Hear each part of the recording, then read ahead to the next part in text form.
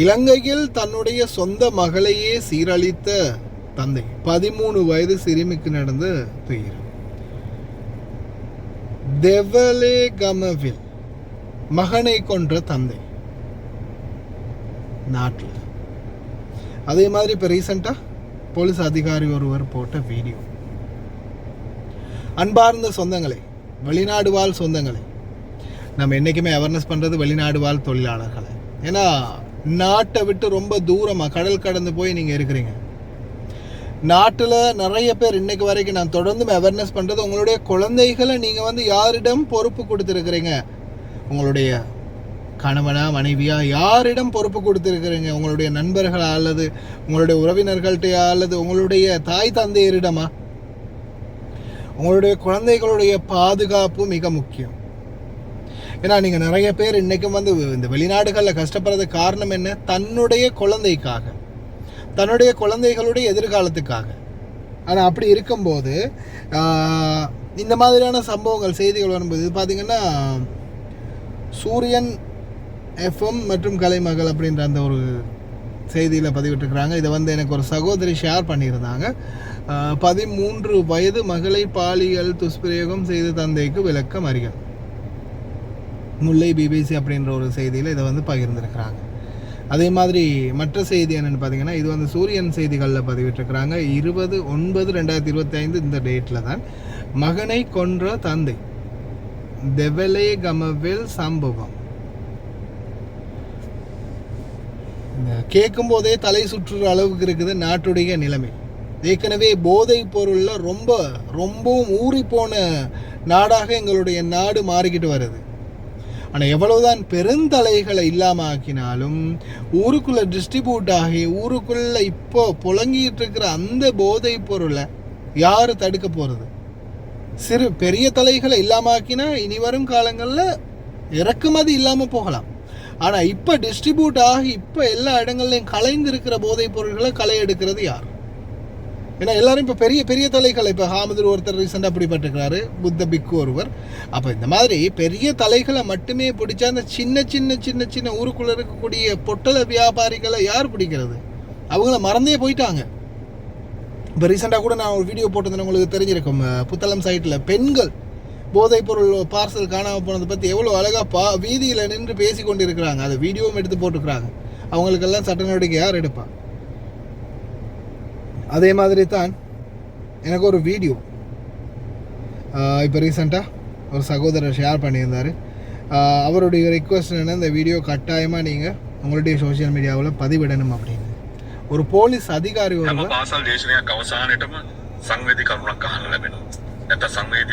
Police அதிகாரி ஒருவர் பேசின வீடியோ.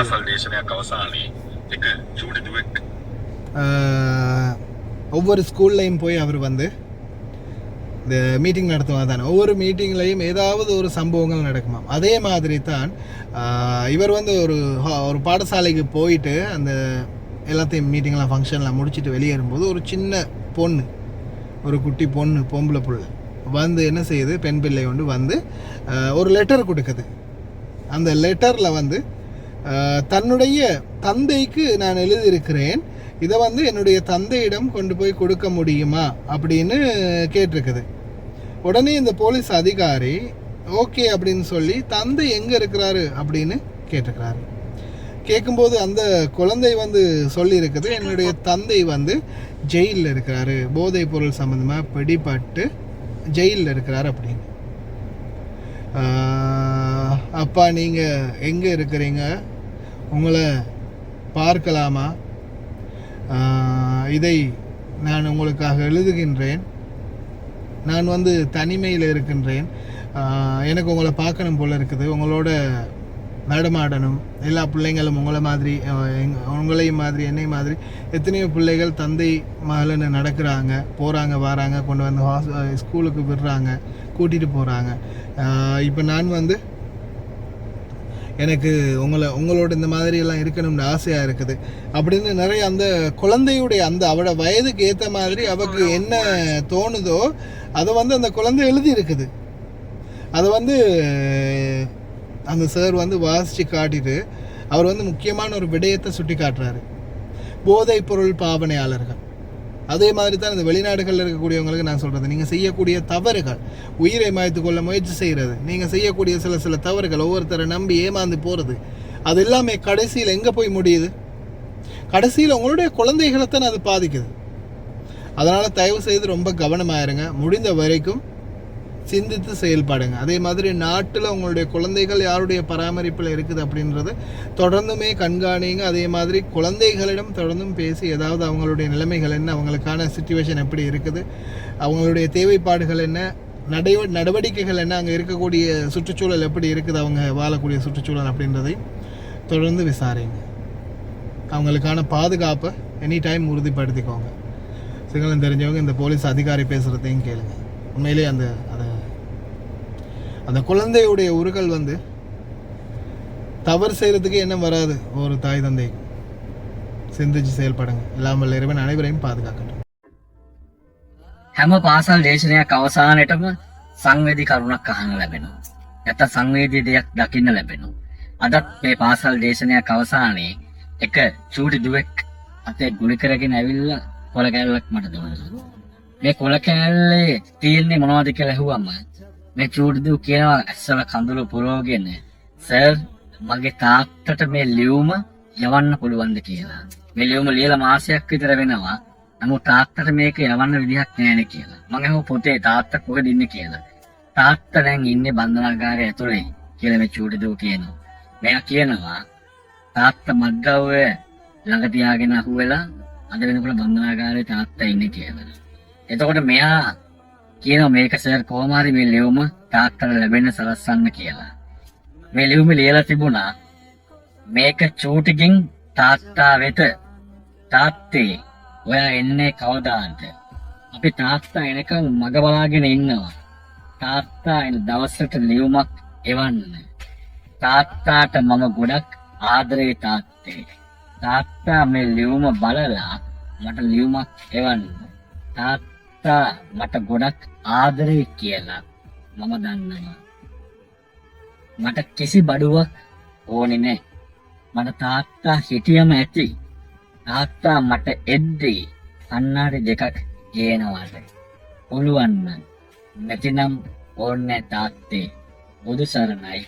දෙවි පිහිටයි. මේ ලියුම ලිව්වේ තාත්තාගේ ආදරණීය චූටි. තාත්තා ඉක්මනට එන්න මට දුකයි උම්මා කියලා පාට එකක් දෙන්න. මේ චූටි දුව හිතන්න තමන් මේ ජීවිතේ විඳින්න යනකොට ඒ ජීවිතේ වැරදුනාම තමන් නිර්මාණය කරපු දරුවෝ ගොඩාක් අසරණ වෙනවා. අම්මා ගැන කියනකොට තාත්තා ගැන කියනකොට මේ දරුවෝ අසරණ වෙනවා නම් අම්මා ළඟ නැතිනම් තාත්තා ළඟ නැතිනම් ඒ බන්ධනාගාරයට ගිහිල්ලා මේ දරුවගේ තාත්තව නැවත ගේන්න බෑ. මේ දරුවා නොදන්නවා වුණාට වසර 6-7ක් එයාගේ තාත්තට බන්ධනාගාරය ඇතුලේ ඒ දඬුවම තීරණය වෙලා ඉවර තාත්තා කෙනෙක්. නමුත් මෙයා මේ දුක හිතේ හංගගෙන තව කොච්චර කාලයක් තාත්තට එන්න කියලා කියන්නේ නැහැ. ඒ හින්දා අපි යමක් කරනකොට දරුවෝ නිර්මාණය කරලා ඉන්නවනම් ඒ දරුවෝ ගැන හිතලා කරන්න. මොකද වැරදි දෙයක් මත අපි අත තිබ්බොත් එහෙම අපේ අසරණ දරුවෝ තවදුරටත් අසරණ වෙන මේ වගේ දරුවෝ ගණනාවක් ඒ පාසල් මට්ටමේදී හම්බ වෙනවා. දරුවෝ ජීවිතේ නැගිටින්න උත්සාහ කරනකොට දෙමාපියන්ගෙන් මේ නැගිටින්න ශක්තියක් දරුවට ලැබෙන්නේ නැත්නම් මේ දරුවෝ තවදුරටත් අසරණ වෙනවා. දරුවෝ ගැන සිටිය යුතුයි. දරුවෝ නිර්මාණය කරනවා නම් අපි කරන දේ ජීවිතයේ විඳින්න කලින් හිතන්න ඕන දරුවෝ අපි ගාව ඉන්නවද මේ දරුවන්ට අපෙන් යුතුයකම් ප්‍රමාණයක් ඉටු වෙලා ඉවරයිද කියලා. ඉතින් මේක සංවේදී සිද්ධියක්. මේ ලියුම මම එයාගේ තාත්තට ලැබෙන්න බන්ධනාගාරය ඇතුළට යවන්න සැලැස්මක් කරා. මම මේකේ ඡායාරූපයක් ලබා ගත්තා. ඉතින් මේ පණිවිඩය ගෙනාවේ තවත් කෙනෙක් දරුවෝ ඉන්නවා නම් තවදුරටත් හිතලා වැඩ කරන්න වරදකට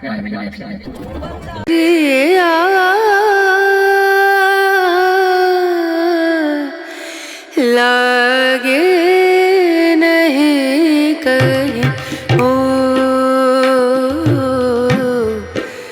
नजरिया